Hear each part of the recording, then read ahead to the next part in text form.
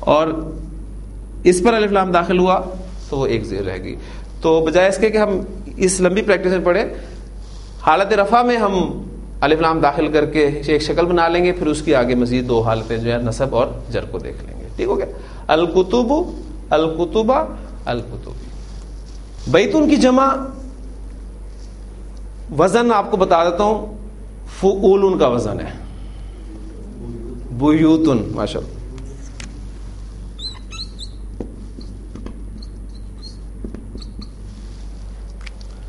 اس پر الف لام داخل کریں. البیوت, البیوتا, البیوتی. جنتن کی جمع, جنتن کی جمع گولتا آ رہی ہے.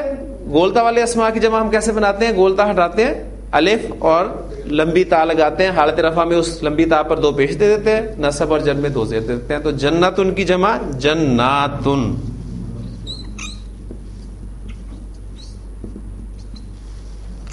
الف لام داخل کریں. الجنات, الجنہ. اب حالت نصب کیا ہوگی اس کی؟ لیکن جب بھی آپ کسی اسم کا اعراب جاننا چاہتے ہیں تو اس کی کیٹیگری لازمی ذہن میں رکھیں. یہ جناتن جمع ہے آپ کی جمع مؤنث, حالت رفع میں یہ جناتن, حالت نصب میں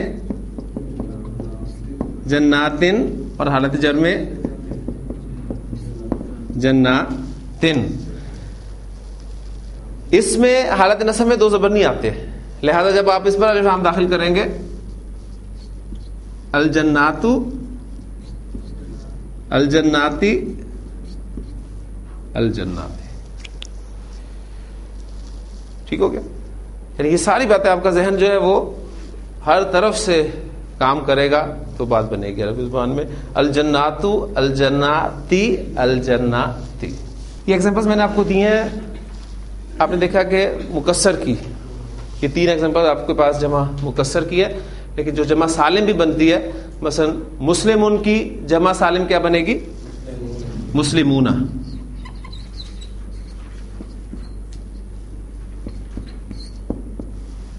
اس پہ الف لام داخل کریں. المسلمون, المسلمین, المسلمین, حالت نصب اور جر المسلم. کافرون, کافرون کی جمع, اس پر آپ الف لام داخل کریں. الکافرون, قل یا ایھا الکافرون. ٹھیک. حالت نصب الکافرین, الکافرین. منافقون, الف لام داخل کریں. المنافقون, المنافقین, المنافقین, حالت نصب اور حالت جر. کلیئر ہوگی جی. تو پوائنٹ ان اسماء کے والے سے جو یاد رکھنے والا وہ ہے وہ صرف یہی ہے کہ جس اسم پر تنوین آتی ہے, جب تنوین والے اسم پر الف لام داخل ہوتا ہے تو وہ تنوین اس کی ہٹ جاتی ہے. بس یہاں ان کیٹیگریز تک یہ بات ذہن میں رکھنے والی ہے. ایگزامپلز میں نے آپ کے سامنے منصرف اسماء کی دی ہیں, جن میں آپ کا واحد بھی ہے اور جمع مکسر بھی ہے. ٹھیک. اب کچھ ایگزامپل ہم غیر منصرف اسماء کی دیکھ لیتے ہیں کہ الف لام کا استعمال غیر منصرف اسماء کے ساتھ کیسے ہوتا ہے.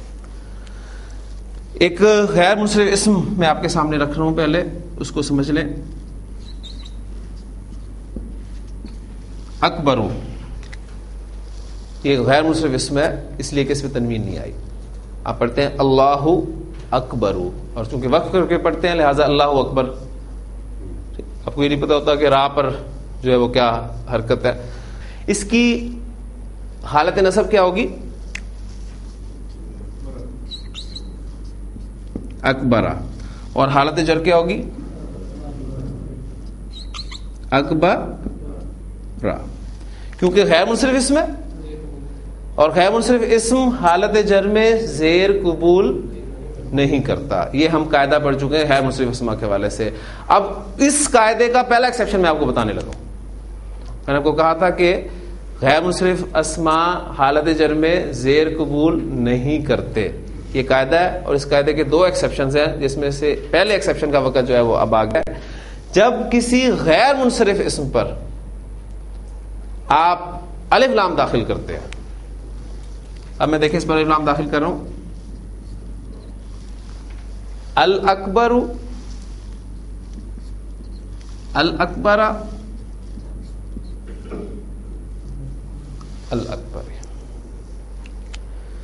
غیر منصرف اسم پر جب الف لام داخل ہوتا ہے تو وہ حالت جر میں زیر قبول کر لیتا ہے. غیر منصرف اسماء پر حالت جر میں زیر نہیں آتی، یہ قاعدہ ہے. اس قاعدے کا ایک ایکسیپشن ہم نے پڑھ لیا کہ جب کسی غیر منصرف اسم پر آپ الف لام داخل کر دیں تو پھر وہ حالت جر میں زیر قبول کر لیتا ہے. کلیئر کی بات؟ ایگزامپل 2-3 اور اس کی رکھ لیتے ہیں. ایک جمع مکسر کا وزن ہے مساجد، اس کی حالت نصب کیا ہوگی؟ مساجدہ، اور حالت جر کیا ہوگی؟ مساجدہ. یہ بالکل اسی قاعدے کے تحت کہ غیر منصرف اسم حالت جر میں زیر قبول نہیں کر رہا. لیکن اب آپ اس غیر منصرف اسم پر الف لام داخل کرنا چاہتے ہیں. المساجد،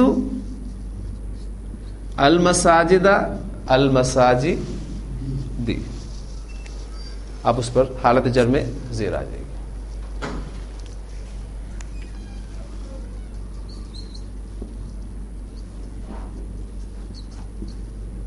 فقراء، یہ سارے وزن ہم پڑھ چکے ہیں کل.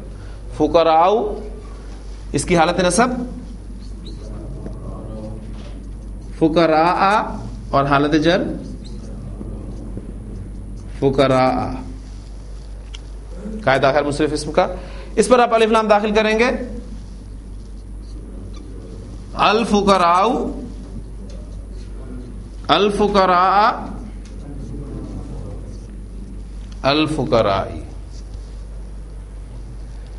تو اس گفتگو کا جو آپ کہہ لیں کہ اہم ترین نقطہ نکلا وہ یہ کہ غیر منصرف اسم پر جب آپ الف لام داخل کرتے ہیں تو غیر منصرف اسم حالت جر میں زیر قبول کر لیتا ہے. غیر منصرف اسم نارملی حالت جر میں زیر قبول نہیں کرتا، لیکن جب غیر منصرف اسم پر آپ الف لام داخل کر دیں گے تو وہ حالت جر میں زیر قبول کر لیتا ہے.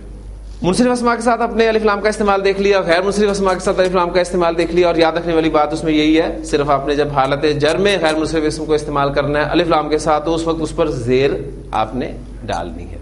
اب مبنی اسماء کے ساتھ الف لام کا استعمال دیکھ لیتے ہیں. اکبر کی مؤنث استعمال ہوتی ہے کبرا. اکبر سب سے بڑا ہوتا ہے اور کبرا سب سے بڑی ہوتی ہے. اس طرح اصغر سب سے چھوٹا ہوتا ہے اور صغرا سب سے چھوٹی ہوتی ہے.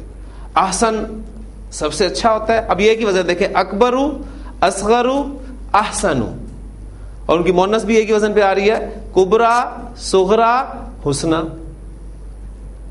یہ مذکر مؤنث چونکہ صفات ہیں، اور میں نے آپ کو بتایا تھا صفات میں آپ کو مذکر مؤنث دونوں گروپس ملیں گے.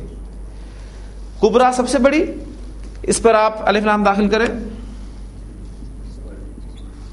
الکبرا، اس کی حالت نصب کیا ہوگی؟ الکبرا. حالت جر کیا ہوگی؟ الکبرا. کیونکہ مبنی اس میں یہ تینوں حالتوں میں ایک ہی رہتا ہے، اس میں کوئی تبدیلی نہیں آتی.